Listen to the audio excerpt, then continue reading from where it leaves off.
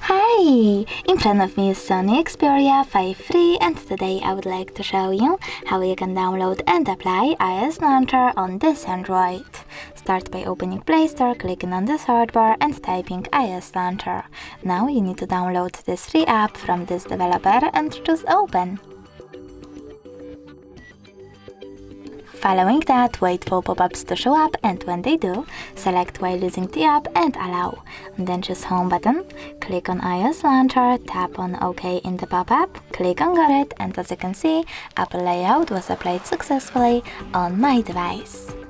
If you wish to go back into the default one, you can always do that just like that by clicking on the pop-up, but the easiest way probably is going into Settings, scrolling down, choosing Apps and Notifications, clicking on Advanced, going into Default Apps and choosing Home app.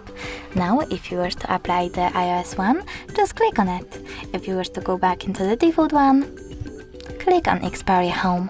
Thanks so much for watching. If you enjoyed this video, leave a like, comment and definitely subscribe. Bye!